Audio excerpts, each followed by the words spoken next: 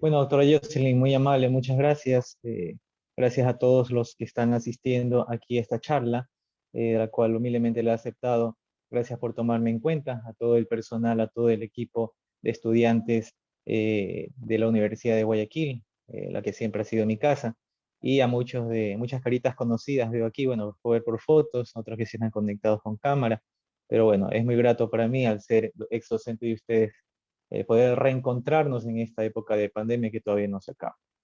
Bueno, bien lo dijo la doctora Jocelyn, el día de hoy nos hemos reunido, han sido convocados para conversar, más que todo. Ustedes saben que en las charlas no me gusta hacer algo monótono, sino que sea algo participativo, para conversar acerca de algo que conocemos ya desde hace mucho tiempo, lo que son las infecciones nosocomiales, como se conocía anteriormente, o también las infecciones intrahospitalarias, que actualmente se denomina como infecciones asociadas a atención en salud.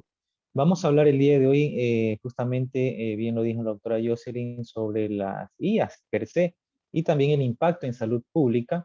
Y también nos vamos a enfocar en algo muy importante que ustedes van a vivir en el día a día en los hospitales. Sé que muchos de ustedes ya, algunos ya están por entrar al internado, otros ya están rotando en unos hospitales. Entonces, es el pan de cada día, ¿sí?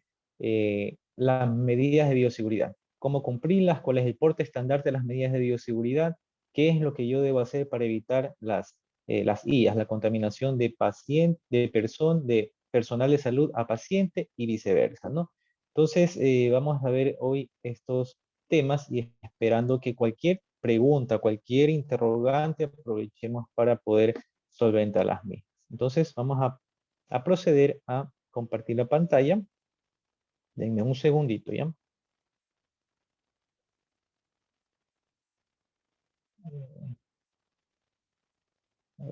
Me sale que no puedo, Jocelyn, para que me aceptes, ¿ya? Ya, doctor, un momento.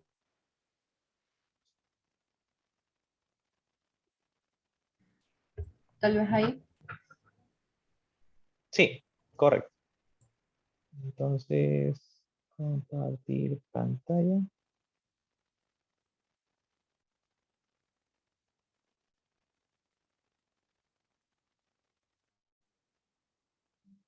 Esperemos un momento a que cargue.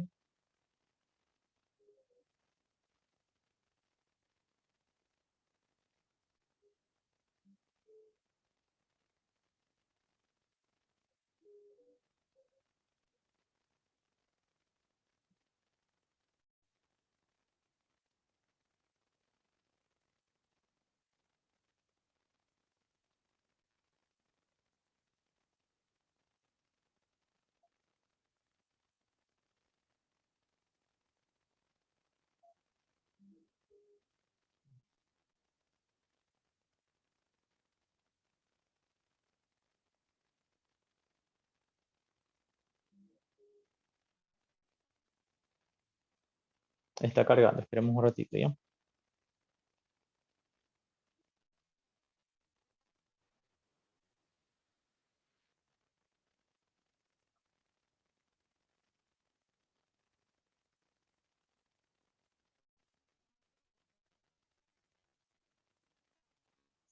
Ok, quisiera confirmar si pueden ver mi pantalla. Sí, doctor. Perfecto, listo. Bueno, entonces vamos a empezar. Entonces, a la charla del día de hoy le hemos denominado Infecciones asociadas a la atención en salud, las IAS, y su impacto en la salud pública, medidas de bioseguridad. Este último punto es en lo que nos vamos a enfocar específicamente previo a conocer cómo se comportan las IAS, qué son las IAS en sí y cuál es la incidencia de microorganismos que circulan a nivel hospitalario. Bueno, como todos sabemos, debemos empezar por una definición, ¿sí? En este caso, la definición de IAS, ¿sí? Lo que les mencionaba en un comienzo, también se conoce como infección intrahospitalaria y anteriormente como infección nosocomial.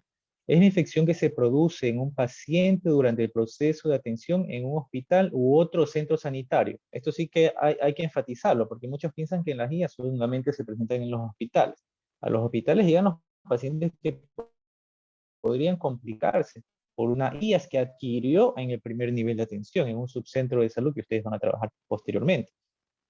Se incluyen las infecciones contraídas en hospital y también en profesionales entre el personal de establecimientos sanitarios. Se involucra todos los niveles de atención, nivel primario, nivel secundario, nivel terciario, desde la unidad operativa hasta los hospitales de especialidad. Vamos a ver más adelante cómo podemos evitar que nos ocurran estas IAs en los hospitales. Miren, ¿cuál es el impacto de las IAs a nivel mundial? No solamente hablando de país. Primero, que agravan la enfermedad, ¿sí? Eh, una persona, un adulto o un niño puede ingresar a un hospital por una causa, por ejemplo, una causa de traumatología, de especialidad, un trauma a nivel de fémur, una fisura, una fractura. El paciente puede ingresar por esa causa, se hospitaliza, pero sorpresa, luego de 10, 15 días desarrolla una neumonía, o desarrolla una infección de sitio quirúrgico, o desarrolla algún tipo de infección de un catéter venoso central que se le aplicó. Entonces, ingresa por una causa, pero se está complicando por otra situación. Ahí es cuando nosotros sospechamos de que ha ocurrido una IVA. ¿Prolongan la estancia de un establecimiento de salud? Sí, el mismo ejemplo del paciente. Ingresa por esta causa de traumatológica, pero su estancia se prolonga. No solo se recupera del tema por el cual ingresó, por el tema de traumatología, ya se recuperó, ya salió de eso, pero tiene que quedarse mucho tiempo más en el hospital porque adquirió una infección. Discapacidad a largo plazo, miren a la figura que ponemos ahí, un pacientito amputado, ¿sí? Hasta eso puede llegar una IAS inclusive, y eso que no estamos hablando de muertes, ¿no? Y aquí justamente lo mencionamos, un mayor número de muertes. Vamos a ver más adelante el impacto en cuanto al número de días y también la tasa de letalidad. Aumento en los costos hospitalarios. Aquí no solamente tenemos que enfocarnos al nivel público, sino que también muchas personas que tienen acceso o tienen los medios para poder atenderse en los establecimientos privados, al finalizar su tiempo de hospitalización, que puede ser 30, 40, 50 días, 2 meses, etcétera, la cuenta es extremadamente alta por los gastos en antibióticos, los gastos en la estancia hospitalaria per se. Elevado costo para los pacientes y sus familias, por lo que les acabo de mencionar. ¿Cuál es la magnitud del problema en cuanto a las IAS? ¿Sí? Miren esto, los números son claros. 1.4 millones de pacientes adquieren IAS a nivel mundial. Miren la cantidad de personas que adquieren IAS a nivel mundial. Y mucho tenemos que ver nosotros como personal de salud en aquella. 1.7 millones de IAS, en cambio, contribuyen a la ocurrencia de 99.000 muertes al año. Miren que más adelante vamos a observar que si nosotros cumplimos con todas las medidas de bioseguridad, tranquilamente podemos disminuir el 50% de todas estas IAS. Las que se presentan con mayor frecuencia son las neumonías asociadas a ventilación mecánica. Vamos a ver más adelante. Sin embargo, en los últimos meses, lo que ha tomado repunte, cuando hacemos ya un sondeo en ámbito hospitalario, principalmente en el país, las infecciones de torrente sanguíneo asociados a catéter venoso central son las que tienen mayor incidencia. Sin embargo, las neumonías son las que tienen mayor predisposición a causar muerte. ¿Cuál es la gravedad de este asunto? Miren, la letalidad por neumonía 7.2 a 14%. Es de 7 a 14 por cada 100 pacientes que reciben ventilación mecánica, sufren una IAS y lamentablemente tienen a complicarse. Letalidad por bacteriemia, en este caso estamos hablando de infección del torrente sanguíneo por uso de catéter venoso central, por ejemplo, 15.2 a 22.1%. O sea, como les dije hace un momento, prácticamente duplica el valor de las neumonías asociadas a ventilación mecánica. Miren los costos, prolongan la estadía de 2.8 a 71.1 días según el tipo de infección. Miren ustedes lo que implica esto, ¿no? Un paciente ingresa por una situación que puede tranquilamente superarse en una semana o quizá en 5 días, luego se le puede dar el alta, pero el paciente tiene que lamentablemente quedarse en el hospital porque adquirió una infección intrahospitalaria. Costo de la bacteriemia, mire, $26.839 en el caso de una persona que esté recibiendo ventilación, que haya sido asociada a una infección por el torrente sanguíneo, por un catéter venoso central, por ejemplo. Los factores epidemiológicos, sí, relacionados a las IAS. Como siempre les mencionamos, tenemos que nosotros tomar en cuenta la cadena epidemiológica. Muchos de ustedes han de recordar cómo está construida esta cadena epidemiológica justamente por los 6 eslabones, que los conocemos aquí, y los vamos a mencionar, como es el agente causal específico, el reservorio, la puerta de salida del agente, el modo de transmisión del agente, la puerta de entrada del nuevo huésped y la susceptibilidad de huésped. Ustedes, si se saben la cadena epidemiológica, muchos de ustedes fueron alumnos míos en epidemiología y en infectología, lo conocen. ¿Cuál es lo importante aquí? ¿Qué es lo importante? Nosotros si trabajamos sobre uno de estos eslabones podemos romper esta cadena. Por ejemplo, si trabajamos frente al reservorio, esterilización, desinfección, limpieza, higiene de manos son el porte estándar, medidas de bioseguridad. Si trabajamos sobre el modo de transmisión de la gente, precauciones estándar y por vías de transmisión. Vamos a ver más adelante unos ejemplos. Para trabajar sobre la puerta de entrada en el nuevo huésped, técnica séptica. Por ejemplo, aquí cuando ustedes les van a inyectar, o cuando pongamos el ejemplo que actualmente nos encontramos en campaña de vacunación desde que ya existió la vacuna para COVID, ¿qué es lo que hacen primero? Es justamente desinfectar la zona, aplicar la inyección y luego la aplican. Si no lo hacen, es muy propenso a que en ese lugar se produzca un absceso, por ejemplo. ¿Sí? Un estafilococo puede proliferar ahí y causar una infección. Y profilaxis, susceptibilidad de huésped. Entonces, profilaxis, que es lo que nosotros, por ejemplo, usamos en el caso de un paciente que tengamos una sospecha de meningitis, por ejemplo, en hora hospitalaria, justamente profilaxis al personal de salud y también las medidas de contención o prevención. Si nosotros trabajamos sobre cada uno de estos eslabones, podemos romper inmediatamente la cadena de transmisión. Si no hacemos nada, nos puede generar un problema en salud pública, que es un aumento de incidencia de infecciones y muertes. También otros factores epidemiológicos relacionados a las guías. ¿No? Tenemos los procedimientos diagnósticos, sortean los mecanismos de defensa naturales, puertas de entrada. ¿Okay? Por ejemplo, cuando un paciente va a ser entubado, ¿sí? Necesita también posteriormente un estudio de imagen para poder evidenciar que ese tubo fue puesto de una manera correcta. También cuando implica el uso de catéter venoso central de igual manera. Existe manipulación por parte del personal de salud y en este dispositivo que fue colocado puede existir la entrada de un agente microbiano. Procedimientos terapéuticos también, ¿no? La terapia antimicrobiana relacionada elimina la flora y desencadena microorganismos resistentes, transfusiones recurrentes, factores de riesgo, antiácidos debilitan las defensas. En cada hospital existen programas, ¿sí? De lo que es el uso racional de antimicrobianos. Es algo que se ha venido arrastrando desde hace mucho tiempo y esto tiene que ver mucho con la resistencia antimicrobiana con las bacterias multiresistentes o las superbacterias que lo conocen en la comunidad. Entonces eso también lo vamos a mencionar más adelante.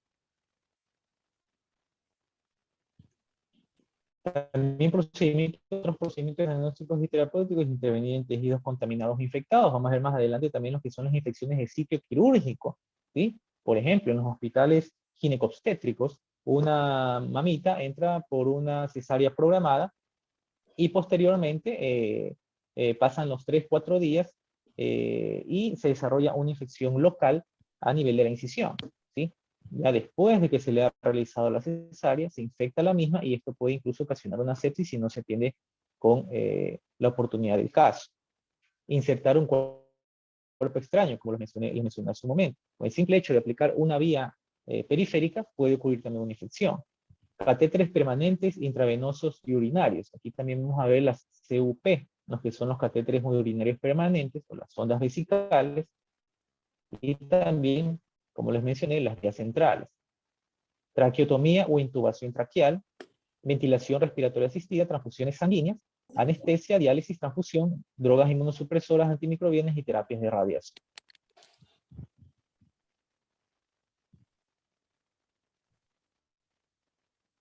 Jocelyn, quisiera confirmar si sí se escucha bien, no se interrumpe, ¿verdad?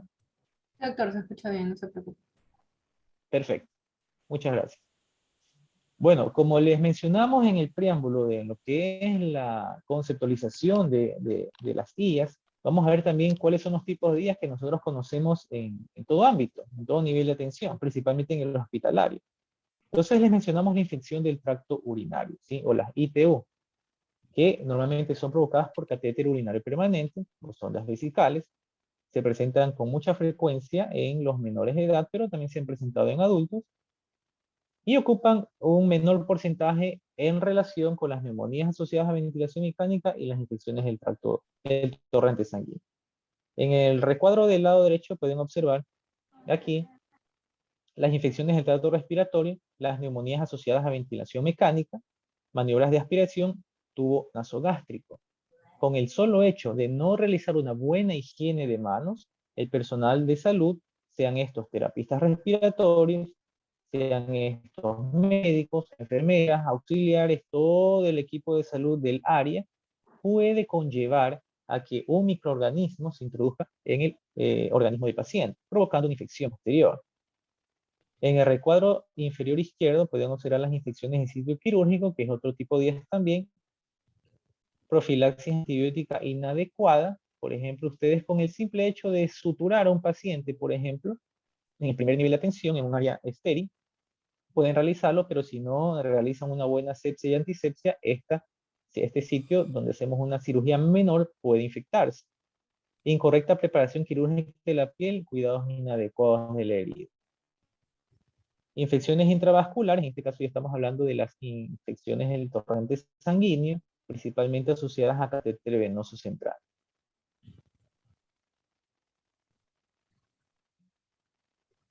Miren, un estudio que se ha realizado en hospitales aquí en el país, junto con el apoyo de otros compañeros epidemiólogos e infectólogos de otras casas asistenciales, podemos observar que las infecciones del torrente sanguíneo ocupan el porte estandarte de las IAS actualmente. En muchas ocasiones suelen ser las neumonías asociadas a ventilación mecánica. Por ejemplo, sabemos que desde el 2020 hasta la fecha, continuamos en la pandemia, ya si bien es cierto, es menor el impacto actual, a diferencia de cómo se dio a inicios del 2020, a mediados del 2021 incluso, donde se presentaba mayor incidencia de casos respiratorios que llevaban o que llegaban a la necesidad de ser ventilados. Entonces ahí se elevaron las infecciones por neumonía asociada a ventilación mecánica, lo cual no se está viendo actualmente, pero sí se puede visualizar las infecciones de torrente sanguíneo, como ustedes se dan cuenta en este análisis. Las infecciones de sitio quirúrgico también, como ven en la parte superior, ocupan el 25% y le continúan las neumonías asociadas a ventilación mecánica con un 17.3%. Este es un muestreo de pacientes de áreas críticas, ¿sí? Y ustedes saben que a nivel estadístico, a nivel epidemiológico, trabajamos con muestreos, no con un universo de 15.000 personas, 100.000 personas, no, con un muestreo que sea significativo para poder realizar el estudio, sacar conclusiones determinantes. Miren las ITU, en este caso 1.9%, y conjuntivitis, en este caso principalmente en los pacientes neonatos, donde se pueden presentar infecciones a nivel de la conjuntiva, producidas justamente por la larga estancia hospitalaria y por la manipulación del personal de salud. Aquí también les queremos compartir los microorganismos más frecuentes, ¿sí? Porque de nada sirve conocer que existe una infección asociada a atención en salud si no hacemos nosotros un trabajo de la mano o articulado con laboratorio, ¿sí? Entonces laboratorio siempre nos informa con una frecuencia semanal de los microorganismos que han sido cultivados mediante análisis de las diversas muestras que llegan allá, sean estas de líquido cefalorraquídeo, sean de hemocultivos principalmente, y aquí sí cabe hacer un paréntesis para que tengan la película clara. ¿Cuántos hemocultivos se deben tomar para nosotros que sea una IAS? Por ejemplo, si es un paciente que tiene una evolución tórpida, una evolución tórpida nos referimos a un paciente que está recibiendo antibióticos, pero no responde al mismo a pesar de que tenemos un antibiograma previo. Entonces, este paciente que tiene una evolución tórpida, que tiene un catéter venoso central y que le ha realizado un hemocultivo y ha sido un microorganismo, es necesario correrle 2 hemocultivos, ¿sí? Nosotros con 2 hemocultivos podemos determinar que eso sí es una IAS. ¿Por qué? Porque si hacemos solamente un hemocultivo, lo que puede existir es algo que se denomina contaminación de la muestra. ¿Sí? Es decir, esa muestra, tomo hago un hemocultivo, tomo la muestra y si no me higienicé bien las manos, no higienicé bien el área a funcionar, esa muestra puede ir con un microorganismo invasor en la muestra.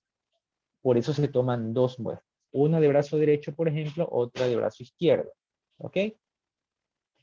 Ya cuando estas 2 muestras son coincidentes y se encuentran o se aíslan el mismo tipo de microorganismos, podemos determinar que eso sí es un aislamiento de este microorganismo. Si ya nos vamos, por ejemplo, a la ventilación mecánica, podemos mencionar que la muestra es de aspirado traqueal, ¿sí? Es del aspirado por medio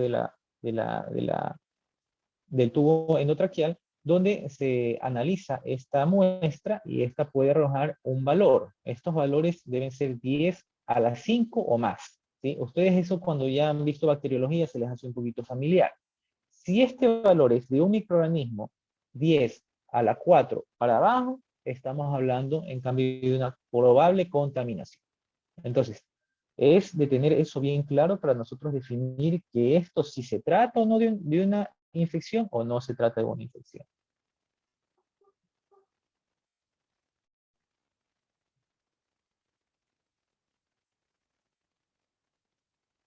Ok, entonces ya teniendo esto bien claro, bien establecido, entonces enfoquémonos a esta parte de este recuadro donde podemos observar los microorganismos que más han sido aislados en las tomas en las muestras analizadas por laboratorio. Donde podemos observar que la Klebsiella pneumoniae tiene mayor porcentaje de 15.3%. Le continúan también Candida albicans, Klebsiella pneumoniae ble. Diferenciamos Klebsiella pneumoniae de Klebsiella pneumoniae ble porque no son las mismas, ¿sí? Klebsiella pneumoniae es la Klebsiella pneumoniae que conocemos frecuentemente.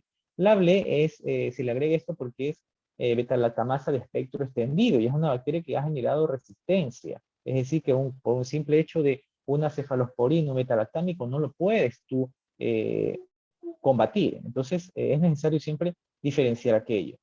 También observamos Pseudomonas aeruginosa, 8.5%. Observamos Candida albicans, 10.2%, como les mencioné, y también Candida SPP, especies, ¿no?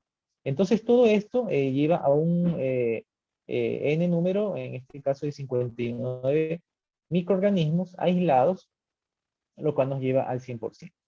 ¿Cuáles han tenido mayor incidencia? Ya lo han visto ustedes. Y también es necesario aquí tener un análisis de la resistencia antimicrobiana. Es cierto, siempre nos pasa al laboratorio donde nosotros como médicos podemos definir qué tratamiento se le instaura al paciente. Bueno, aquí hemos querido compartirle este mapeo que manejamos ya en el ámbito hospitalario, por ejemplo, del mapeo de casos. Aquí es algo tan sencillo. Nosotros lo que tenemos aquí es simplemente la clasificación por áreas, por pisos, en este caso, de las áreas de hospitalización y áreas críticas, donde simplemente ponemos una tachuela de color en donde se encuentran los pacientes distribuidos a los cuales se les ha aislado algún tipo de microorganismo, ¿sí? Entonces, los que más integran es justamente estos microorganismos multiresistentes que generan problemas en salud pública y son difíciles de combatir. Una vez que hemos visto esto en la primera parte de lo que es la presentación de las guías, hay que saber cómo prevenirlas, porque esa es la finalidad de esta charla. No solamente conocer cuál es el ámbito epidemiológico de las mismas, sino también cómo se las previene, qué es lo que tengo que yo hacer como médico, qué es lo que tengo que hacer yo como enfermero, como terapista respiratorio, como auxiliar de enfermería, etcétera, para poder evitar contaminar a los pacientes o también evitar que algún paciente que tenga una bacteria multiresistente eh, haga propenso a que yo me pueda contaminar como personal de salud. Se ha demostrado que las estrategias de prevención estandarizadas reducen las IAS. Ya les dije, si nosotros cumplimos con las medidas de bioseguridad, en especial con una correcta higiene de manos, podemos disminuir el 50% de todas las IAS reportadas. Así de sencillo. La mayoría de las soluciones son simples, no requieren recursos adicionales y pueden ser implementadas en países desarrollados, en los países en vías de desarrollo y en países de transición, ¿sí?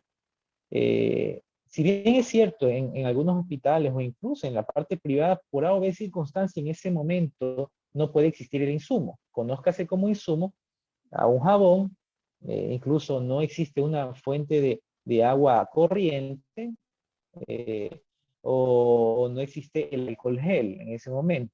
Pero existe, siempre tiene que haber la alternativa para nosotros poder higienizar nuestras manos previo a la acción que vamos a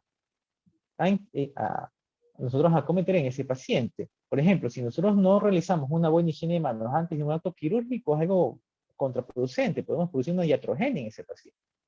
Si nosotros no higienizamos nuestras manos antes de hacer una cirugía menor, no es ético, ¿sí? Entonces debemos enfocarnos siempre a la higiene de manos. Como les mencioné, al menos el 50% de las guías podrían ser prevenidas si realizamos una correcta higiene de manos. Vamos a hacer un pequeño paréntesis para revisar la reseña histórica sobre la bioseguridad. Algunos de ustedes quizá conocen a Florence Nightingale. Somos médicos, quizá no la conocemos, no se nos hace muy familiar, pero para las licenciadas en enfermería sí. Es prácticamente una lideresa de lo que es el ámbito de enfermería desde hace mucho tiempo, desde hace algunos siglos. ¿Cómo nace la bioseguridad? Las más notables contribuciones se originaron en Escocia. Sin embargo, fue hasta 100 años después, en 1858, que Florence Nightingale, la que ustedes ven ahí, promueve una reforma hospitalaria, ¿sí? Pronto se descubrió que las infecciones no ocurren solo en pacientes obstétricos o quirúrgicos, sino en pacientes no quirúrgicos y que el aire podría ser una fuente de infección también. Asociamos esto con COVID-19 también. Estreptococos, estafilococos, bacilos gram negativos como causa de infección rápidamente fueron identificados, así como los organismos resistentes a los antibióticos, pero formalmente nace en abril de 1987 de una necesidad de los riesgos que puede sufrir un paciente desde un riesgo biológico. Entonces miren ustedes, es algo que se pensó ya en 1858 gracias a Florence Nightingale, una enfermera, que observó o le llamó la atención que muchas pacientes obstétricas enfermaban y simplemente enfermaban, daban un tratamiento, en ese entonces no era la era antibiótica, sino que con plantas medicinales, por ahí con algunos fármacos que ya existían, lograban recuperar la salud de esas pacientes y combatir una infección. Pero no se la conocía como infección en sí. O si se la conocía, no se sacaba la hipótesis, no se tenía la hipótesis de que podría ser el mismo personal de salud que estaba causando aquello. Ella fue una enfermera, escritora y estadista británica considerada precursora de la enfermería profesional contemporánea y creadora del primer modelo conceptual de enfermería. Entonces, miren ustedes lo que les debemos a las enfermeras y como siempre lo digo y lo recalco, el médico de quien aprende más es de una enfermera. Así de sencillo, como médico se los digo. Entonces, cuando ustedes lleguen al ámbito hospitalario, cuando lleguen al ámbito comunitario, siempre péguensele a una enfermera, principalmente las que son mayorcitas que tienen más experiencia. De ellos se aprende demasiado. Y le debemos gran parte de lo que son. Continuamos con la reseña histórica, ¿no? Estudio de las infecciones hospitalarias nosocomiales a partir de la primera mitad del siglo XVIII. Miren esta gráfica que ustedes ven aquí, esta foto que ustedes ven aquí. Ustedes pueden observar a personal de salud, ¿sí? Que están haciendo lo que en la actualidad también se hace, ¿no? Usando mascarillas, ¿sí? Ya es un elemento de barrera, un elemento de bioseguridad. Aquí también clasificando las mascarillas para poder darle su uso a todo el personal de salud. En ese entonces ustedes ven que son telas. Y eso se esterilizaba. Es más o menos, yo me pongo como los pañales que usábamos por los años 80, 70, 60, que eran telas. No era descartable como ahora. Todo se esterilizaba. Entonces miren ustedes en ese siglo XVIII cómo ellos se protegían de otros tipos de microorganismos, ¿no? La bioseguridad, sumamente importante. Florence Nightingale ya en 1858 promueve una reforma hospitalaria. El entendimiento real de las instituciones hospitalarias ocurrió después de los descubrimientos de Pasteur, Koch y Lister, el inicio de la era bacteriológica, lo que les mencioné hace un momento. Y a finales del siglo XIX se observaron triunfos para las reformas hospitalarias y la asepsia para dirigir la lucha contra las infecciones hospitalarias. Miren cuánto tiempo transcurrió, obviamente, porque todavía no se tenía claro qué es lo que causaban estas infecciones, pero luego llegó la era bacteriológica, se logró determinar qué es lo que está causando estas infecciones, llegó la era antibiótica también, y la aplicación del tratamiento para muchas enfermedades. Miren aquí, la gripe española. Muchos de ustedes han de haber escuchado sobre la famosa gripe española. Entonces, la gripe española, como sabemos, no es que se llama así porque fue solamente en España o en Europa, sino que España en sí fue el país donde prácticamente se dieron cuenta de que la prensa de ese entonces o los medios de ese entonces no daban a conocer el verdadero número de fallecidos o el problema que estaba ocurriendo a nivel comunitario. Entonces ellos levantaron una voz de alerta, lo cual llevó a los demás a los demás confines de la Tierra a conocer sobre lo que estaba pasando allá en Europa. Y por eso, en virtud de la fortaleza que ellos tuvieron y el empoderamiento y también la hazaña que corrieron por dar este aviso o esta alerta fue que se denominó esta gripe como gripe española. Fue en los años 1918-1920, miren, más de 40 millones de personas fallecidas en todo el mundo, ¿sí? España fue el único país que prácticamente hizo voz del problema, por lo cual se lo denominó así. 8 millones de personas infectadas, 300.000 personas fallecidas. Los primeros casos en Europa, la gripe pasó a España. Primera Guerra Mundial, que no censuró la publicación de los informes sobre la enfermedad y consecuencias, a diferencia de los otros países centrados en conflicto bélico. Miren esta figura que les pongo aquí. Esto traigo a colación más que todo por esta foto que observamos aquí. Miren lo que ocurría en ese entonces.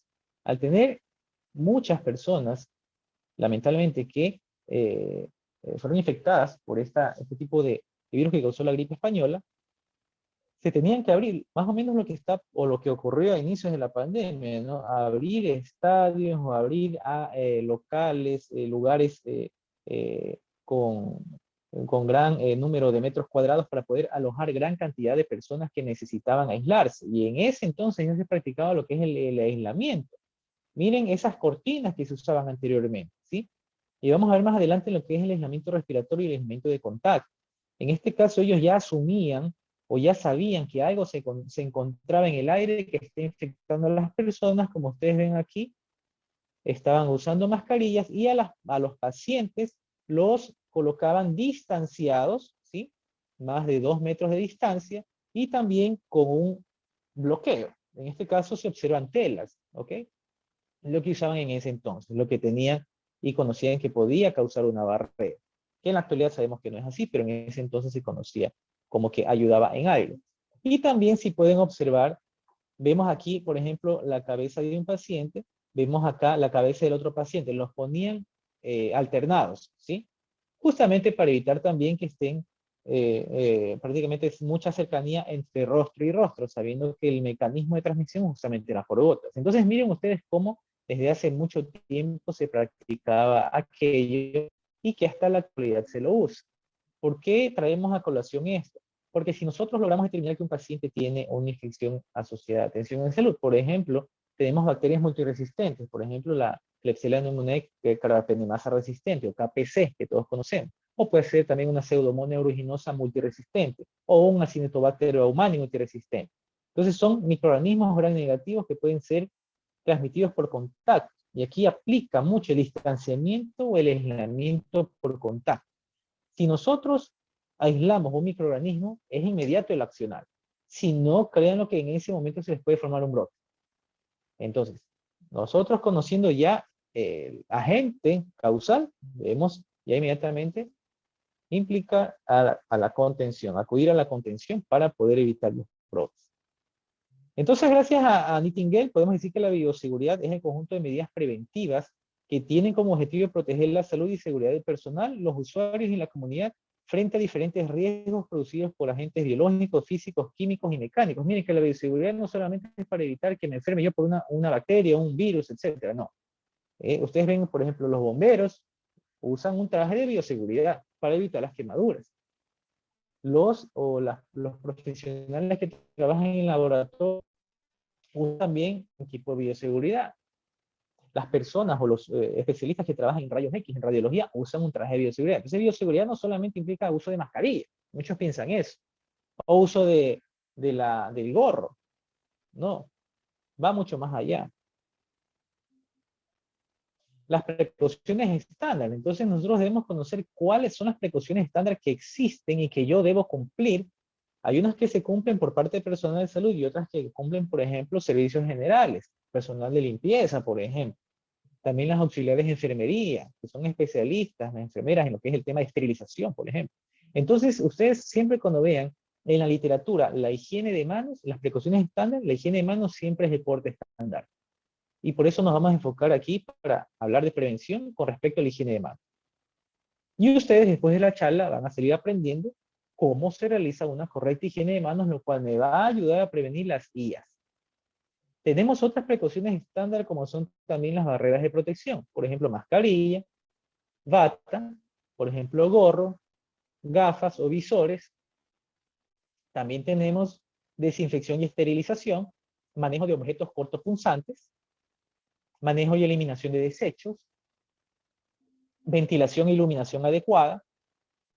Recuerden que existen muchos microorganismos que son lábiles a la luz, por ejemplo, el Mycobacterium tuberculoso, limpieza y desinfección de ambientes, clasificación y distribución de pacientes hospitalizados. Esta parte de este punto es muy importante, como les dije hace un momento. Si ustedes tienen un paciente, por ejemplo, con una bacteria multiresistente aislada, que se le ha aislado en una muestra, a ese paciente debe recurrir al aislamiento. Pero doctor, en mi hospital no hay mucho aislamiento. Bueno, plan B, recuerden lo de la figura que acabamos de ver, distanciamiento. ¿Sí? Y que ese paciente sea manejado por un personal exclusivo. No, de nada sirve separar al paciente si la misma enfermera va a tocar al paciente y luego toca al otro y toca al otro y toca al otro. Y peor si no se desinfectan las manos. Si el mismo médico va a ese mismo paciente y examina al otro y examina al otro, se está diseminando así de rápido ese microorganismo. Entonces, por ahí radica la importancia en la clasificación y distribución de pacientes hospitalizados. Y prevención de accidentes ocupacionales, que eso también, como ustedes estén en un hospital o ya empezando en unidad operativa, cuando hagan la rural, la medicatura rural, tienen que saber cómo evitarlo, ¿no? Cómo ejercer. Entonces, la higiene de manos no es la forma más eficaz de prevenir infección cruzada entre pacientes, personal hospitalario y visitante. Así de sencillo. Y ojo, que todavía a estas alturas, en muchos hospitales o en muchos centros de salud, se observa equipo de salud que está atendiendo a un paciente y que puede realizar una correcta higiene de manos. Excelente y se felicita, se agradece. Pero tiene un anillo, o las mujercitas tienen las uñas largas, pintadas, ¿sí? O tienen también brazaletes, tienen relojes. No sirve de nada una higiene de manos con todos estos artefactos que estamos usando. Lo que es peor, si nosotros realizamos una higiene de manos y tenemos todos estos artefactos, prácticamente estamos provocando o podemos provocar una infección asociada a tensión arterial. La higiene de manos permite la reducción de flora normal y remoción de flora transitoria y disminuir la diseminación de microorganismos infecciosos. Es más que lógico. Pero asimismo sabemos que el ambiente per se o nuestro cuerpo, nuestra piel, está llena de microorganismos. Pero muchos son lábiles y no causan en sí mayor novedad. Si no, todos viviremos enfermos toda la vida. Continuando con esta reseña histórica, siempre nunca dejo de mencionarlo, ¿no? Lo que fue Mary Tiffy, que muchos lo conocen, muchas la conocen, también traigo colación en las presentaciones o en las clases que impartimos en la universidad, y mis exalumnos se han de acordar de ella, ¿no? Mary Tiffy, miren, la mujer que dejó un rastro de escándalo y muerte a sus espaldas y fue la primera paciente asintomática de la historia. Ya con el tema asintomático creo que todos nos hemos graduado, todos ustedes se han graduado con esto del COVID, principalmente en sus inicios, donde existían los pacientes asintomáticos. ¿Cómo saber quién está enfermo? Imposible. Lo mismo pasaba en ese entonces. Y tanto así que Mary Tiffy fue una mujer que fue vilipendiada, fue odiada por todo el mundo por lo que ocurrió. Ella era cocinera de un restaurante, ¿sí? Pero era portadora de tifoidea, así de este tipo de microorganismo. Nunca se la diagnosticó. Ella iba con frecuencia al baño, como por obvias razones, pero no realizaba una buena higiene de manos. Y entonces ella prácticamente todo lo que cocinaba lo impartía a los compradores o a los que usaban el restaurante, eh, a los comensales, y ellos enfermaban hasta cuando se cumplía un cierto periodo de incubación, una semana aproximadamente, presentaban síntomas gastrointestinales. Y eso se logró determinar mucho tiempo después. Entonces la transmisión por contacto tiene en los pacientes asintomáticos uno de sus protagonistas. Ahí les presento a Mary Tiff. Mary Maylon, 1900, su trágica vida se convirtió en un caso paradigmático de lo que son los portadores asintomáticos, aquellas personas que llevan los virus o bacterias de una enfermedad, pero que no muestran ningún síntoma al tener.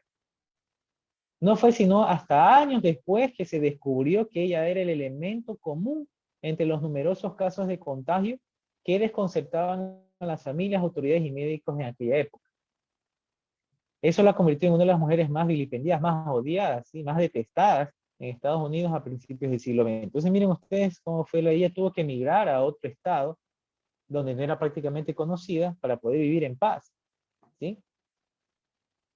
Y causó lamentablemente muchas enfermedades, muchos enfermos, una tasa de de pacientes enfermos por tifoidea y también una tasa de letalidad muy alta.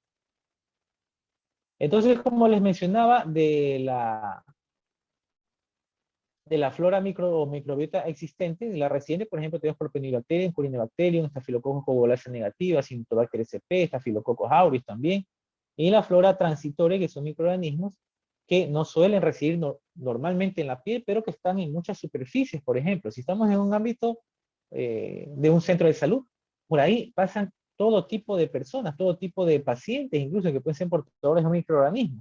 Y si no realizamos la correcta desinfección y esterilización, limpieza y desinfección, nosotros como personal de salud podemos tocar ese pasamanos, podemos tocar ese pupitre, podemos coger una carpeta que está infectada y tranquilamente estos microorganismos pueden albergar en nuestras manos. ¿Ok? Miren, entonces a manera de caricatura, ¿no? Lo que les hemos puesto aquí también. Mi nombre es Chiguela, causa diarrea, yo soy Klebsiella y puedo infectar heridas. Amo la gente, causa infecciones urinarias, me llamo Proteus. Yo soy Escherichia coli, causa diarrea y infecciones. Entonces, todo este tipo de microorganismos se alojan o se pueden alojar en nuestras manos, ¿sí? Las manos son el vehículo más común para transmitir microorganismos intrahospitalarios o asociados a la atención de salud. La transmisión de microorganismos asociados a la atención en salud de un paciente a otro se produce a través de las manos de los trabajadores de la salud y comprende estos 5 pasos que les voy a mencionar. Sencillos, del 1 al 5. Primero, los gérmenes presentes en la piel del paciente y superficies en el entorno inmediato. Paciente y superficie. El segundo paso es que existe la transferencia de gérmenes a través de las manos de los profesionales de la salud. Tercero, los gérmenes sobreviven en las manos durante varios minutos. No se olviden eso. Cuarto, una higiene de manos eficiente se traduce en manos contaminadas. Y por último, las manos contaminadas transmiten gérmenes por contacto directo con el paciente o el entorno del mismo.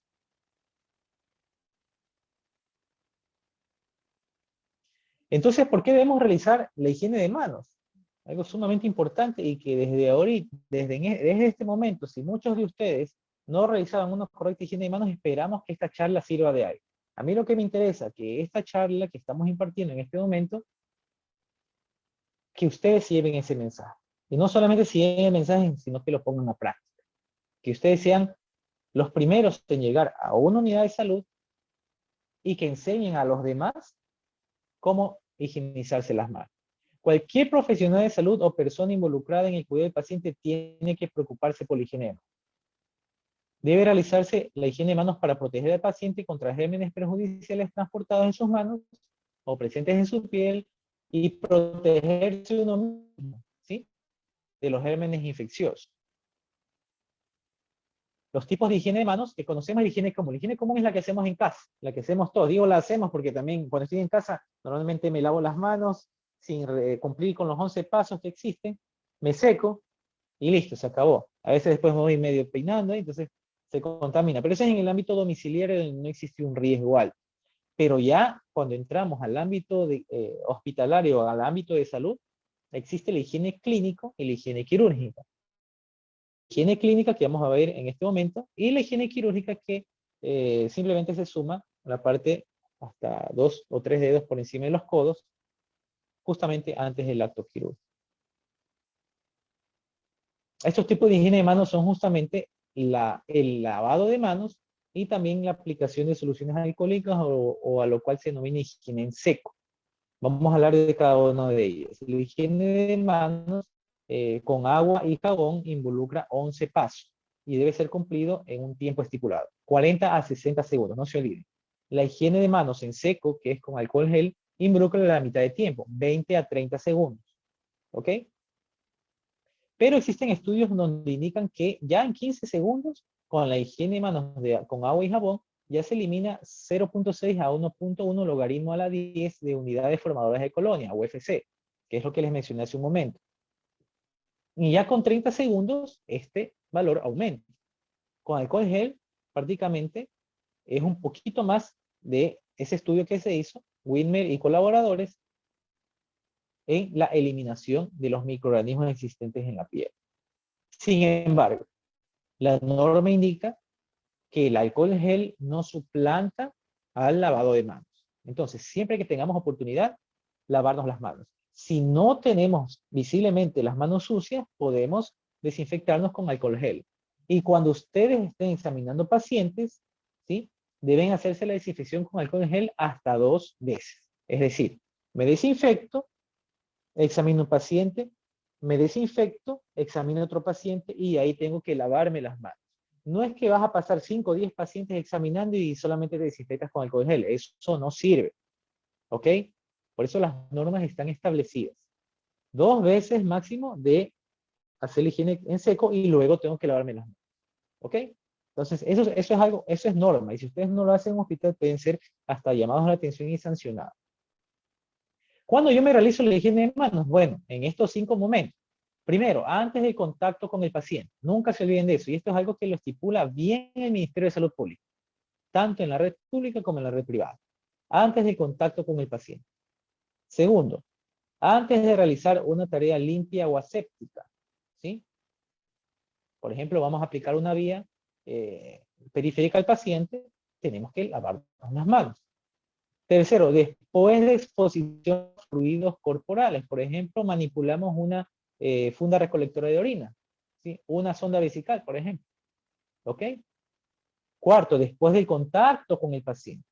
Y quinto, después del contacto con el entorno del paciente. ¿Ok? Entonces recuerden que cuando estamos aprendiendo, cuando estamos en el internado, estamos todos alrededor de un paciente y el profesor ahí hablándonos del paciente. En ocasiones podemos tocar la cama, podemos tocar la sábana del paciente, podemos tocar el escritorio del paciente. Todo eso alberga microorganismos. Entonces también después del contacto con el entorno del paciente. No nos vamos a profundizar en esto porque ya lo hablamos, ¿sí? Hay que lavarse las manos cuando estén visiblemente sucias y existe una forma muy efectiva de desinfección como es el uso del alcohol gel por medio de fricción. Aquí también estas claquetas ustedes siempre las van a observar en el ámbito hospitalario, en el ámbito también de primer nivel de atención, en todos los establecimientos de salud, que es como una ayuda de memoria, ¿sí? De los 11 pasos para higiene de manos. Los 11 pasos para la correcta higiene de manos. Entonces, haciéndolo de una forma muy rápida, podemos decir que siempre cogemos el jabón, ¿sí? Primero abrimos la llave, cogemos el jabón, restregamos palma con palma, luego dorso con palma, ¿sí? Luego lo que yo le llamo los enamoraditos, ¿no? Entrecruzamos los dedos, ¿ok? Luego seguimos como los enamoraditos, ¿no? Nos seguimos así, con la yema de los dedos, luego lavamos el dedo pulgar, y por último, la yema de los dedos, ¿ok? Luego enjuagamos, nos secamos con el papel, cerramos la llave con ese papel y eliminamos en el tacho. Entonces esos son los 11 pasos de la correcta higiene de manos con agua y jabón, ¿ok? Ya, y debe ser cumplido en 40 a 60 segundos, eso no se olvide. Ya cuando hablamos de la desinfección o y la higiene, el higiene en seco o la higiene con el gel, le restamos 3 pasos, por obvias razones, porque ahí no se usa agua, no se usa jabón, ¿ok? No hay que botar un papel al tacho, simplemente es en seco. Nos aplicamos el alcohol gel y realizamos los otros pasos y esperamos a que se evapore bien el alcohol. No vaya a ser como algunos profesionales que se les queda una capa de alcohol y empiezan a hacer así, al aire, ¿no? Entonces, no sirve de nada lo que hemos hecho, ¿no?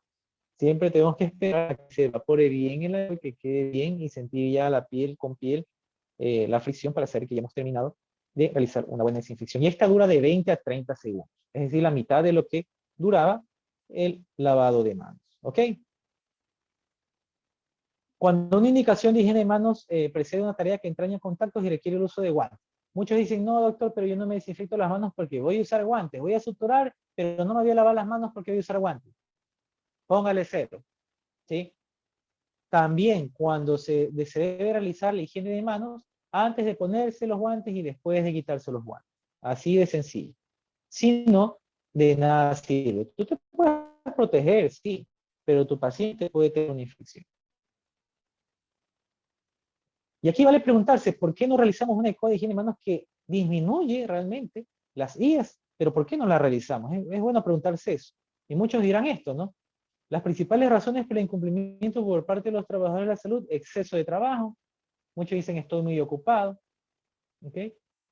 voy a usar guantes, por eso no me lavo, o simplemente no piensan en aquello. Pasan de paciente en paciente, como ocurrió en un hospital que fuimos a supervisar hace un mes, no voy a decir el nombre por respeto, pero el personal de salud entraba de paciente en paciente sin higienizarse las manos. Tenemos que llamarles la atención. Entonces, evítense problemas y eviten más que todo, más que evitarse problemas, eviten contaminar a los pacientes. Los pacientes son nuestra razón de ser. Por eso somos médicos. Para nosotros, no solo la medicina no es curativa, recuerden, la medicina es preventiva. Entonces, nosotros podemos evitar muchas enfermedades si realizamos una adecuada desinfección.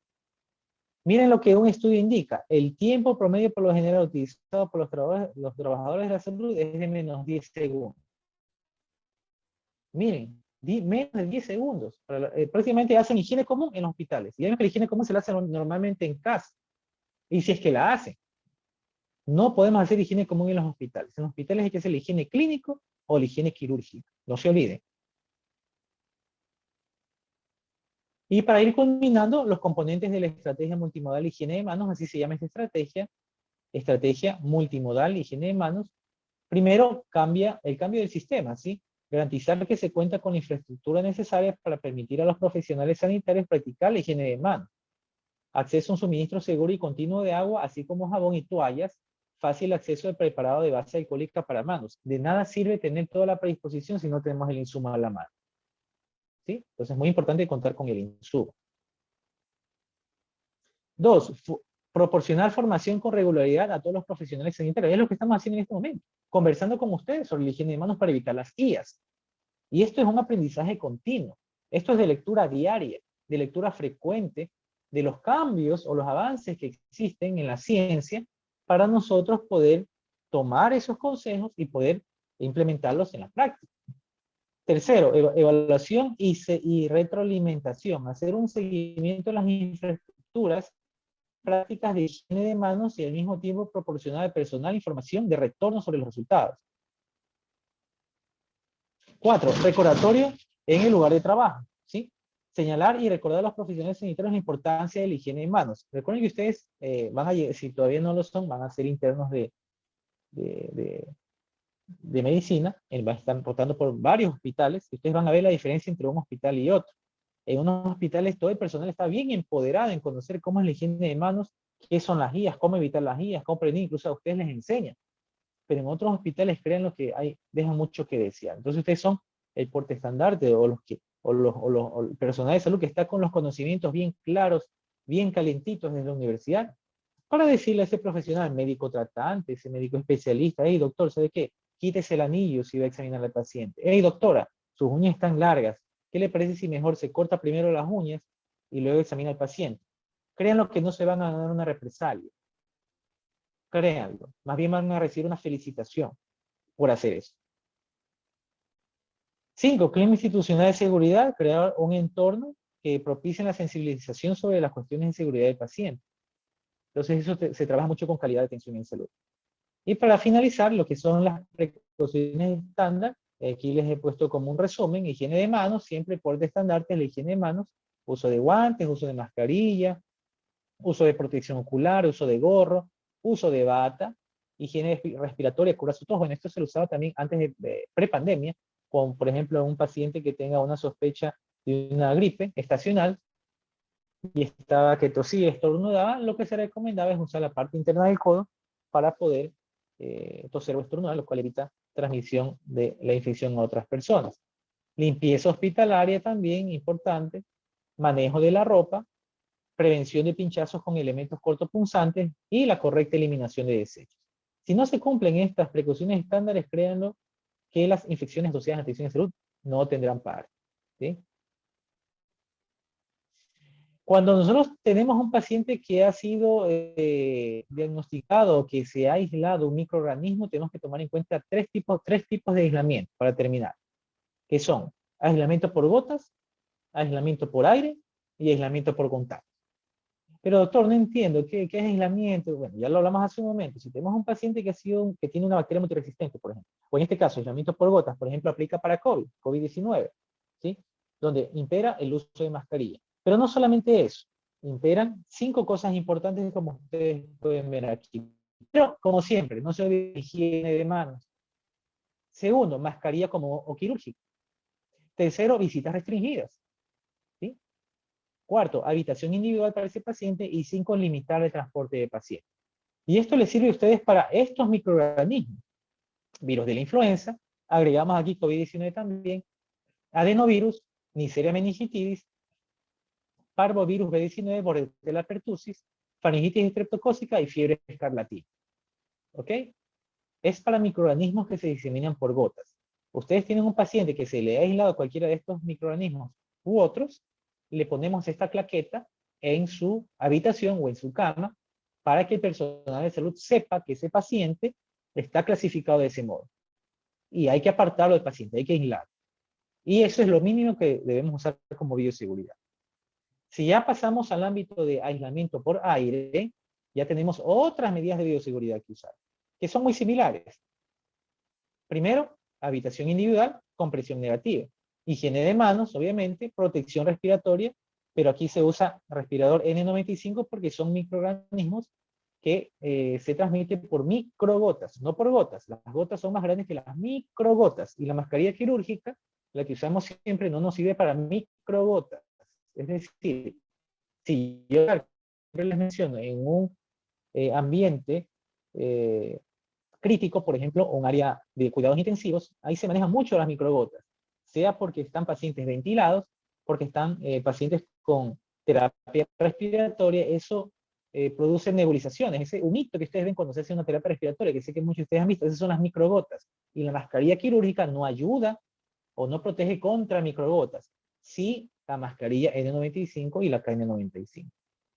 Visitas restringidas y limitar el transporte de pacientes también. Y esto nos sirve mucho para también COVID-19, pero en el ámbito de microgotas, virus de la varicela zoster, virus de sarampión, Mycobacterium tuberculosis.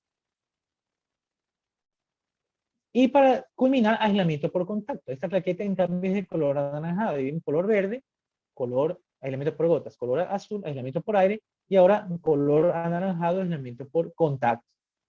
Como siempre, higiene de manos, uso de batas desechables, uso de guantes, material clínico individual para ese paciente. Siempre en esos casos está un estetoscopio y un tensiómetro exclusivo para ese paciente. No pueden ustedes usar eso mismo o ese insumo para otros pacientes. Visitas restringidas y limitar el transporte de pacientes. Esto nos sirve mucho para las bacterias multiresistentes, por ejemplo, KPC, bacterias entéricas, Clostridium difficile, hepatitis A, rotavirus, sincitial respiratorio, para influenza, enterovirus, herpes simples, absceso por estreptococo del grupo A, zóster diseminado y otros microorganismos que causan infecciones por contacto. Tenemos también la pseudomonas, Cinetobacter humani, etcétera, ¿no? Y esta diapositiva que siempre me gusta mostrarles para nosotros poder ver qué es lo que está bien, qué es lo que está mal. Aquí es lo que está mal, ¿no? El uso inadecuado de las prendas de protección. Si hablamos en el ámbito, por ejemplo, de COVID-19, muchos de ustedes han de haber usado en el ámbito hospitalario, los que ya están haciendo prácticas hospitalarias, las batas, ¿no? Las batas, pero miren el error que ocurre, ¿no? Existen muchos microorganismos que se diseminan por el aire, ¿ok? Y pueden albergarse en nuestra ropa. Si nosotros no nos abrochamos bien o no nos amarramos bien este equipo de bioseguridad, en este caso la bata, podemos estar propensos a que ese microorganismo vaya a nuestro hogar, ¿sí? Debemos cerrar de una buena manera, de un buen modo, nuestras batas. No manipular la mascarilla salvo que sea la primera vez. Una previa higiene de manos correcta, puedes manipular la mascarilla en su copa o en la parte frontal y luego colocarte. Pero de ahí no tocarla más. También aquí podemos observar el mal uso de la mascarilla, lo que se da más en el ámbito comunitario, lo que vemos en la calle, ¿no? El uso de la mascarilla por debajo de la nariz no sirve de nada, y el uso como collarete prácticamente, ¿sí? No sirve de nada. Aquí mismo ya se infecta la mascarilla con algún microorganismo y tú lo estás inhalando. Otro, las mascarillas que existían en un comienzo, las de tiras o de pasadores superiores e inferiores. Miren, por gusto de los cruz, en este espacio que deja el individuo, y por aquí puede entrar un microorganismo que se disemina por aire, no sirve de nada. Acá, en cambio, no se lo abrocha bien, de nada sirve colocarse así la mascarilla. Y acá la manipulación de la mascarilla, ¿no? Esto traemos a colación por ser también medidas de bioseguridad. ¿Ok? Entonces, mucho ojo con eso. Conclusiones. El reservorio principal de los microorganismos infecciosos causantes de las CIAs está representado principalmente por los pacientes colonizados infectados. Aquí cabe diferenciar. Nosotros hablamos de un paciente colonizado, por ejemplo, un paciente que tiene un KPC o una pseudomonas que está asintomático. Simplemente se le aisló por un examen de rutina, o le hicieron un hisopado rectal y ese paciente se le aisló una Klebsiella pneumoniae carbapenemasa resistente o un hemocultivo, ¿sí? Pero el paciente está asintomático. Esos pacientes son los colonizados, ¿sí? Es decir, no repercute en la salud del paciente. Paciente infectado es lo mismo, se le ha aislado el microorganismo, pero sí presenta un cuadro clínico, ¿sí? Principalmente esos pacientes que tienen una evolución tórpida, que se está dando un antibiótico, pero no cede la fiebre, su cuadro hemodinámico está empeorando. Entonces esos pacientes son infectados. Entonces no equivocarse o no confundirse con eso. Ante lo cual los profesionales de salud deben garantizar una vigilancia activa. Siempre recuerden que la vigilancia debe ser activa. Las medidas de bioseguridad son el pilar fundamental para evitar la transmisión cruzada, transmisión de paciente a otro paciente, o de paciente a personal de salud, o de personal de salud a paciente. Se debe garantizar el cumplimiento de las medidas de forma categórica en todo establecimiento de salud. Recuerden que cuando hablamos de las guías no solamente hablamos de hospitales, sino todos los centros de salud. Recomendaciones, vigilancia activa siempre. Siempre vigilancia activa. No se queden callados. Si ustedes encuentran algo, si ustedes están en ese momento en el laboratorio o el laboratorio les envía información, avisen. Informen a su médico de cabecera, inmediato. Aplicación estricta de protocolos clínicos y de laboratorio de los pacientes que ingresan al hospital con el objetivo de determinar los microorganismos causales de acuerdo a la patología.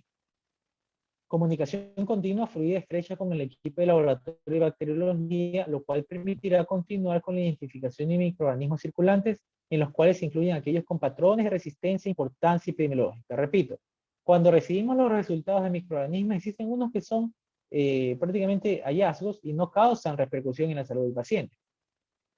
Pero el problema radica si se nos forma un brote por una bacteria multiresistente, ¿sí? Donde no existe, perdón, no existe un antibiótico que pueda atacar a ese microorganismo. Ahí sí la película es negra. Entonces, siempre revisar lo que hemos hablado, separación de camas, medidas de bioseguridad, aislamiento del paciente si cuentas con un área de aislamiento, correcta higiene de manos, educación de personal de salud, personal exclusivo para ese paciente para evitar que se te disemine esa bacteria o ese microorganismo X. También capacitación permanente al personal de salud, ¿sí? Ustedes en los hospitales, en todo ámbito de salud, siempre van a ser capacitados, siempre van a estar a la merced de actualizaciones en los avances médicos por parte de los profesionales de salud. En lo personal, en el hospital, siempre realizamos charlas al personal médico tratante, a internos de medicina, a médicos especialistas. Entonces, eso debe ser continuo. Monitoreo de las áreas hospitalarias verificando el cumplimiento de las medidas de precaución estándar, que es algo sumamente importante. No asumamos de que todos ya conocen esto, de que todos lo hacen, porque no es así. Créanlo, que quienes menos lo hacen justamente es el personal de salud. Pero si es algo continuo, un aprendizaje continuo, estar ahí pisándole los talones al personal de salud, así sea por ya dejar de molestar, lo hacen, y lo hacen muy bien. Seguimiento de las gestiones pertinentes que permitan mantener el stock de insumos para higiene de manos, algo muy importante. Podemos conocer la norma, pero si no tenemos el insumo, no podemos cumplirla, pues, ¿no? Recuerden esto muy importante, manos limpias salvan vidas.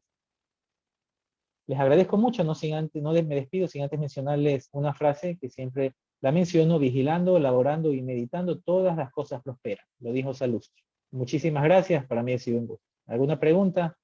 Jocelyn, estoy a las órdenes. Doctor, ¿me escucha? Sí. Ya, bueno, déjame tus preguntas. La primera es que en el caso de nosotros, cuando utilizamos mandil, ¿no? Eso se convertiría en un convite si se va de un paciente a otro. Ya, mira, los mandiles son una barrera de protección, ¿sí? Los mandiles son barrera de protección que nosotros debemos saber usar. No podemos nosotros manipular nuestro mandil porque obviamente es una tela, ¿sí? Que se puede infectar. Pero cuando tú estás examinando un paciente con un microorganismo multiresistente, por ejemplo, tienes que usar una bata descartable, ¿sí? Una bata descartable. Te la colocas la bata descartable, dejas el mandil a un lado, colocas la bata descartable, examinas al paciente y desechas esa bata. Si tienes que examinar a otro paciente, higiene de manos, usa otra bata descartable para ese otro paciente. Si ya sales de esa sala de aislamiento, que ya revisaste un paciente y ya vas con otro paciente que no implica una transmisión o no existe un riesgo, te sacas todos los insumos, el gorro, los guantes, la bata, correcta higiene de manos, te pones tu mandil y vas donde el paciente que no tiene ningún riesgo. Entonces, antes eh, de ver qué es lo que voy a hacer, qué medida de bioseguridad debo cumplir, debes tener encasillado a tus pacientes. Este paciente tiene un microorganismo multiresistente, tengo que hacer esto. Este paciente tiene un aislamiento por contacto, tengo que hacer esto. Este paciente no genera mayor novedad, lo voy a atender de este modo, pero siempre la higiene de manos. En todos, el, el, la bioseguridad universal es la higiene de manos, siempre por estandarte la higiene de manos. Pero la diferenciación es esa la que te estoy mencionando. La otra pregunta es que, por ejemplo, en la imagen que usted mostró del orden de lavado de manos, dice, ¿es necesario el orden de lavado según el gráfico o se puede lavar todos esos pasos pero en desorden? Muy buena pregunta. Ya ese orden está estipulado. Tiene que ser ese orden en esos pasos. Esto es como más o menos yo les digo, ¿qué hacen ustedes primero cuando se levantan? Muchos me dicen, unos me decían, me lavo los dientes, otros me decían, me voy a cambiar de ropa. No, uno lo primero que hace cuando se levanta es abrir los ojos. Así de fácil. Si no abres los ojos, no estás despertando. ¿Sí? Entonces, esto es paso a paso. Esto es, ¿qué haces primero? ¿Te colocas los zapatos o te colocas las medias? Primero son las medias y luego los zapatos. ¿Sí? Entonces, esto es así. Cumplir los pasos tal como esté estipulado. Del 1 al 11, en el caso de lavado de manos, y del 1 al 8 en caso de higiene con alcohol gel.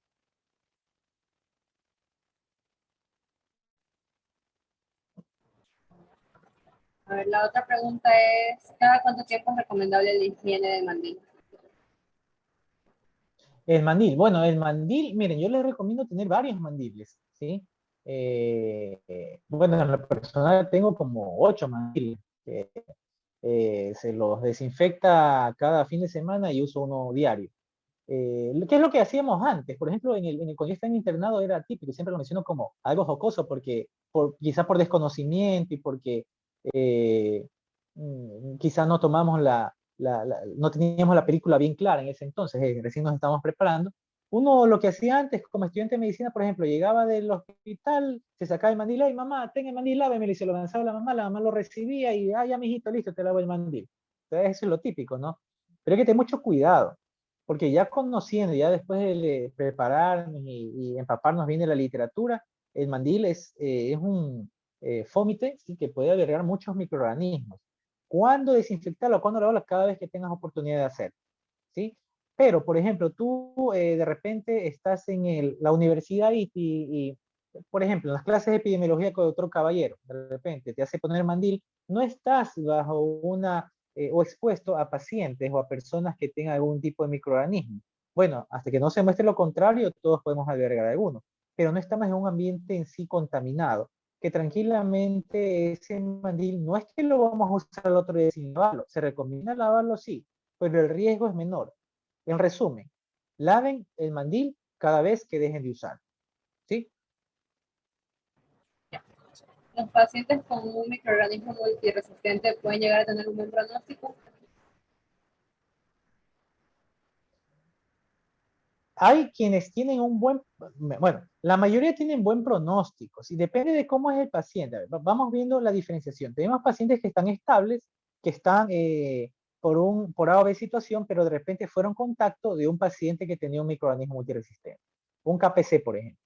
Tenemos un paciente que sí tiene un KPC que se le ha aislado, el paciente está inestable, pero al vecino que está al lado no se realizaron bien las medidas de bioseguridad, no se cumplieron, y el vecino y el otro son 3 pacientes más que fueron contacto y se les aisló por hisopado rectal también KPC. Y son pacientes que tienen una bacteria multiresistente, pero están estables. Tanto así de que esos pacientes pueden ser incluso dados de alta y con seguimiento en territorio ante cualquier tipo de novedad, pero tiene que irse de alta con recomendaciones generales, principalmente para la mamita, el papito, en caso de ser niños, o si es un adulto, con las recomendaciones de cómo usar correctamente los utensilios solamente para él, evitar siempre cuando vaya al baño hacer una buena desinfección de manos, usar un baño privado y hacerse un control a los 6 meses de haberse aislado ese microorganismo, por ejemplo KPC, para verificar si ya se negativizó. Normalmente esas bacterias, hablando de KPC, el organismo mismo lo combate y se puede negativizar en 6 meses, pues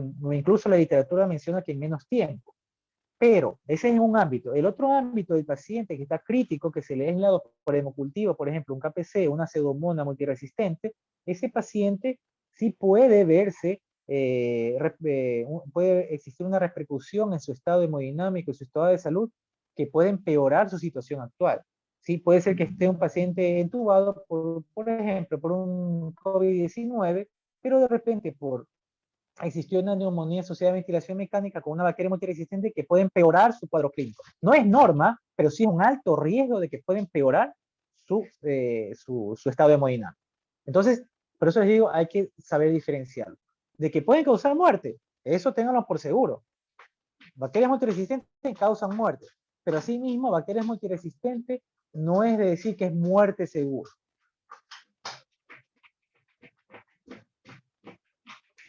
Ya, esto vienen dos preguntas ahorita. La primera es que si es importante el tipo de jabón y la otra es, ¿qué piensa usted del uso único del alcohol como método de desinfección en caso de examen físico más no quirúrgico? Ya, a ver, vamos empezando por la segunda pregunta. El alcohol en gel, repito, el alcohol gel no suplanta la higiene de manos. Eso sí, ténganlo en claro. Si ustedes tienen a la mano alcohol gel y no tienen agua y jabón, usen el alcohol gel.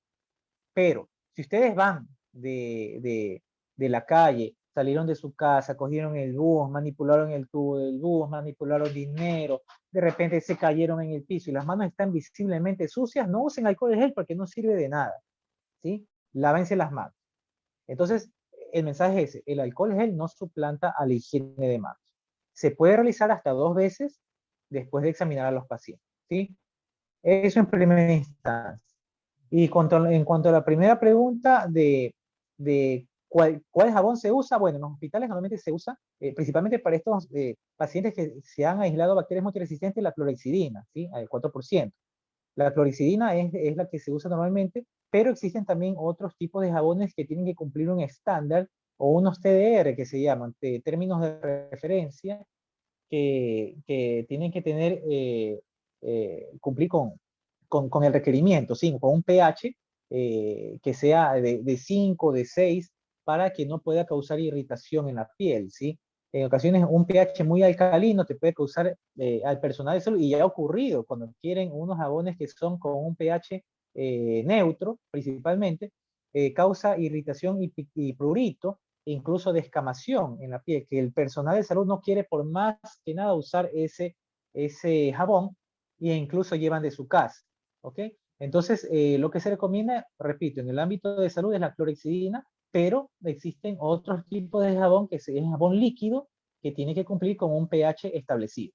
Ese es el que se debe usar en el ámbito de salud. Ya. La otra pregunta es, ¿cuál es la cantidad apropiada de alcohol gel que se debe utilizar? Ya, lo que indica la norma es que uses hasta tres presiones del dispensador, ¿sí? Normalmente vienen en dispensadores de frasquito, ¿sí? Y otros que son los dispensadores que están en la pared. Entonces, menciona que se use hasta 3 push, ¿sí? 3. Pero no es norma en sí. Lo importante es que tú veas que tus manos están cubiertas de alcohol gel. Porque en ocasiones que existen, que cuando te ponen el frasquito, tú le dices a un amigo, presta un poquito de alcohol gel, y te pone tan poquito como para que ni se le acabe, ¿no? Un poquitito que no logras cubrir todas tus manos. Que existen áreas de las manos que quedan secas, sin cubrirse con el alcohol gel. Entonces, por eso fue necesario determinar una norma. Entonces, indican que 3 puff o 3 presiones del dispensador son suficientes para hacer una buena desinfección. Sin embargo, depende del dispensador, porque hay dispensadores que tú le das un push y ya te lanzan un chorro de alcohol gel. Entonces, por eso yo indico ahí lo que es lógico, tratar de usar la suficiente cantidad que alcance a cubrir toda la piel de las manos. En el lavado de manos casero, ¿el jabón en barra tiene algún tiempo de vida o es recomendable mejor el jabón líquido? Bueno, al ser higiene casera o higiene común, repito, no hay riesgo de que exista algún tipo de problemas en cuanto a la transmisión de microorganismos más de los que están en la piel, como flora. Se recomienda el uso de barra. Bueno, existen algunas barras que, por no dar nombres, existen muchas barras antibacterianas que son las que se recomiendan en el ámbito de domiciliar, justamente para despojarnos de todos estos microorganismos que se encuentran en la superficie de nuestra piel. El uso debe ser el mismo, con los mismos pasos, que es lo que debemos hacer en el hogar. Pero repito, en la higiene común no todos cumplen los 11 pasos de higiene de manos. Es lo óptimo, ¿sí? Pero normalmente no se cumple, en virtud de que no existe un alto riesgo de transmisión. Salvo que vengas de un ámbito hospitalario y no te desinfectaste, necesitas, obviamente primero, si vienes a un hospital, tienes que bañarte, o sea, de pies a cabeza. No es que vas a llegar de un hospital, peor si estuviste con un paciente con bacteria multiresistente y llegas a la casa y empiezas a jugar con tu sobrinito, o los que ya sean papitos, juegas con tu hijo, o saludas a tu mamita con un abrazo. Entonces, evitar eso, ¿sí? Actualmente se ha cogido un buen hábito, como aprendizaje continuo del COVID, que nos ha llevado a nosotros a llegar del establecimiento de salud y bañarnos en un baño aparte antes de entrar al domicilio. Eso esperamos que haya sido un aprendizaje de aquí en adelante, independientemente de COVID o no.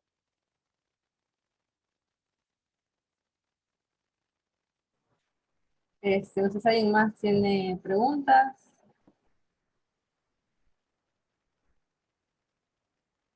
Con mucho gusto estaré dispuesto a responder.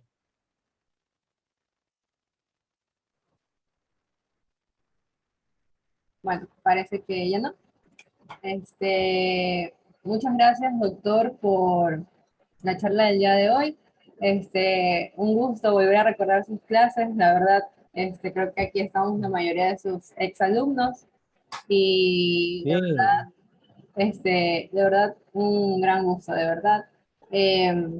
Gracias por haber aceptado la invitación también me de gusta parte más. de AMP y de AMP UG y mía como oficial local del Comité de Educación Médica. Sé que fue, No, gracias a ti, Jocelyn, a EMPI de la Universidad de Guayaquil, a todos los que han estado presentes. Han sido más de 30 personas que han estado presentes. Eso para mí es muy grato y esperamos que en una próxima nos volvamos a reencontrar. Por mi parte, aceptaré todas las invitaciones, coordinando los tiempos necesarios. Saludos a todas esas caritas conocidas que estoy viendo por ahí. Me traen muchos recuerdos. Les deseo a ustedes muchos éxitos. Muchas bendiciones, gracias nuevamente a EMPI, a todos sus colaboradores en la Universidad de Guayaquil. Y bueno, estamos las puertas abiertas, aquí extrañándolos siempre y esperamos vernos en una próxima ocasión. Les agradecemos mucho. doctor, disculpe, una última pregunta de una alumna. Claro, sigan, claro. Ya dice que en el caso de uso de gafas de bioseguridad, ¿cómo se limpia o se desecha? Ya, cuando tienes bueno, hay dos tipos, ¿no? Lo que es el visor, que es una que te colocas como Mariela y solamente te cubre la parte frontal, y las otras que son las gafas, ¿ok? Bueno, esas justamente es para proteger la vía ocular ante las salpicaduras de las gotas y se ha usado mucho ahora en virtud de la pandemia por COVID-19. Estas de aquí, existe un método de colocación y de retiro de las prendas de protección. Y eso va a ser una charla que queda pendiente, Jocelyn. Mira, yo estoy con mucho gusto para enseñarles a ustedes cómo se deben colocar las prendas de protección y cómo desecharlas. Pero en vista que me han hecho la pregunta, vamos a decirlo de una manera muy escueta. Para colocación de las prendas de protección, si nosotros tenemos 4 prendas de protección importantes, como son la bata, la mascarilla, las gafas y los guantes. Esos 4 son los elementos primordiales en el ámbito de bioseguridad a nivel hospitalario.